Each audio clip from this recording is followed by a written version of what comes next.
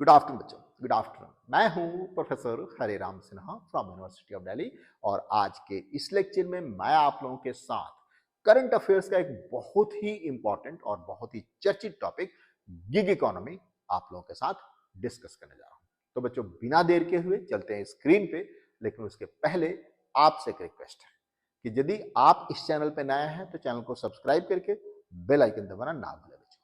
Video को like and share भी जरूर करें। चलो बच्चों अब देखते हैं कि गिग इकोनॉमी क्या है। बच्चों गिग इकोनॉमी को भले ही आप लोग नाम से नहीं जानते हैं, लेकिन कार्य से और काम से तो जरूर जानते हैं। गिग इकोनॉमी का मतलब उन सारे कार्यों से होता है जो कि शॉर्ट टर्म है और टेम्पररी है। शॉर्ट टर्म और टेम्पररी है और इस तरह के कार्यों को इंटरनेट के माध्यम से, ऑनलाइन प्लेटफॉर्म के माध्यम से किया जाता है। इंटरनेट के माध्यम से और ऑनलाइन प्लेटफॉर्म के माध्यम से किया जाता है और इस तरह के कार्यों के लिए जो वेजेज है या फिर सैलरी है या फिर मेहनताना, जो भी आप कह सकते हैं, प्रोजेक्ट बेस्ड होता है। मतलब ये कि बहुत ही शॉर्ट टर्म होता है, कॉन्ट्रैक्ट बेस्ड होता है और प्रोजेक्ट बेस्ड होता है। एक प्रोजेक्ट खत्म हुआ, आपका काम खत्म, आप अपना पैसा लीजिए, अपने घर जाइए। इस तरह के कार्यों के लिए किसी तरह का आपको सोशल सिक्योरिटी बेनिफिट नहीं दिया जाता है, किसी तरह का ईएफपीएफ नहीं दिया जाता है।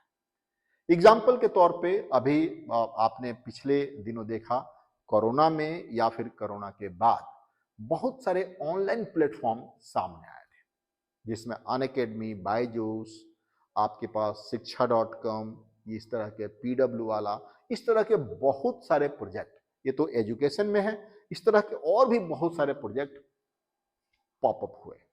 और ये लोग किस तरह का काम करते हैं, आपको परमानेंट जॉब पे नहीं रखते हैं। जैसे अनअकैडमी की बात लीजिए, बायजूस को बात लीजिए, ये आपको परमानेंट जॉब पे नहीं रखते हैं। आपको कहते हैं ठीक है सर, आप एक कोर्स पढ़ा दीजिए, आप यूजीसी का कोर्स पढ़ा दीजिए या फिर यूपीएससी का कोर्स पढ़ा दीजिए या बुला बुला जो भी कोर्स पढ़ा दीजिए, आप अपना पैसा लीजिए, आप अपने घर जाइए। यदि मुझे अच्छा लगेगा तो फिर हम आपके आगे कॉन्ट्रैक्ट रिन्यू करेंगे और आपके साथ काम करेंगे, अदरवाइज नहीं करेंगे। इस तरह के जो काम होते हैं, ओला, उबर, जोमैटो, इस तरह स्विगी, इस तरह के बहुत सारे काम इस तरह के प्लेटफॉर्म करते हैं बच्चों। क्लियर है, समझ में आया कि गिग इकोनॉमी का मतलब उन सारे कार्यों से है जो कि टेम्पररी होता है, शॉर्ट टर्म होता है, प्रोजेक्ट बेस्ड होता है और इस तरह के कार्यों के लिए वेजेस, सैलरी या मेहनताना, जिसको जो भी आप कहें, प्रोजेक्ट बेस्ड होता है। एक प्रोजेक्ट खत्म हुआ, उसके बाद अपना पैसा लीजिए, आप अपने घर जाइए। इंडिया में गिग इकोनॉमी का साइज बढ़ रहा है। आज के डेट में इंडिया में जो है, जो गिग इकोनॉमी में काम करने वाले लोग जो हैं, आप देख सकते हैं बच्चों कि गिग इकोनॉमी में काम करने वाले 77 लाख लोग हैं बच्चों। 77 लाख लोग हैं गिग इकोनॉमी में काम करने वाले। 77 लाख लोग हैं एज ऑफ 2024। 2024 में गिग इकोनॉमी में काम करने वाले 77 लाख लोग हैं।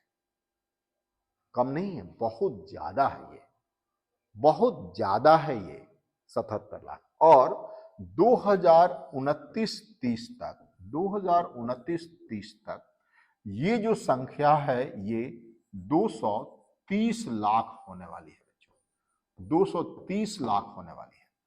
अभी जो 2024 में ये 77 लाख है और 2029-30 में इसकी संख्या 230 लाख होने वाली है।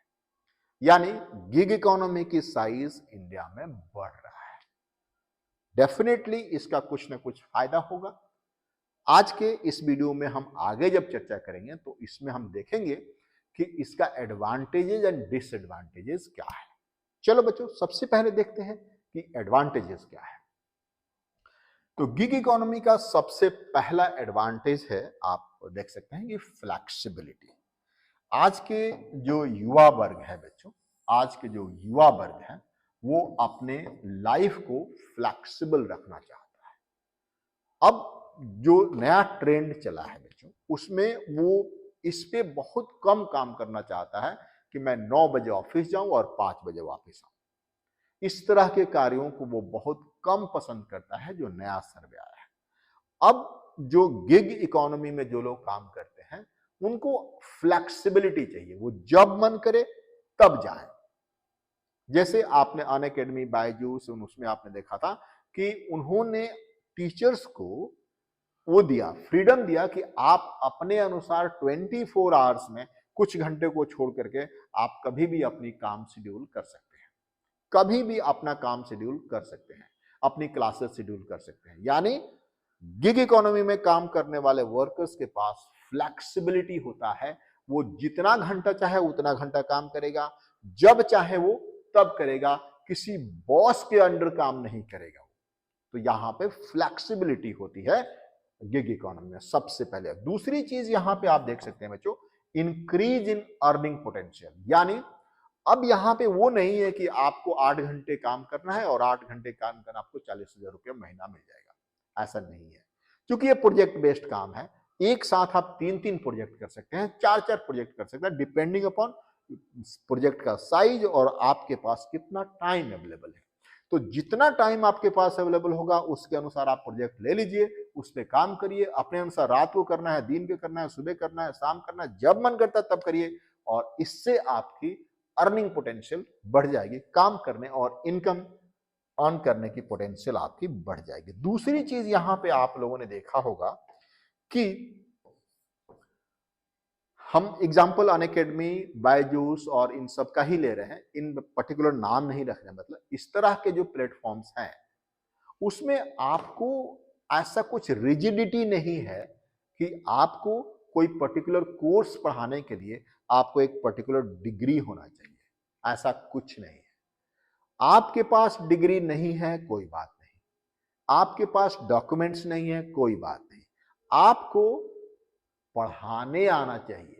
उस काम को, जो काम आपको दिया गया है, वो उस काम को परफॉर्म करने आना चाहिए। जैसे आप मार्केटिंग में हैं, ऑनलाइन मार्केटिंग में है, अब ऑनलाइन मार्केटिंग में आपकी डिग्री कौन देखने जा रहा है? आपके मार्केटिंग से हमारे पास लीड आ रही है कि नहीं आ रही है, हमारा सेल्स जनरेट हो रहा है कि नहीं हो रहा है, इस पे डिपेंड करता है। तो कई बार क्या होता है कि आपके पास डिग्री ना होने के कारण फॉर्मल जॉब में आप एंट्री नहीं कर पाते, बट गिग इकोनॉमी जैसे जॉब में आपके पास डिग्री नहीं है, कोई बात नहीं, आपको वर्क परफॉर्म करने आना चाहिए, काम करने आना चाहिए, आपको जॉब यहां पे मिल जाएगी बच्चों, है ना।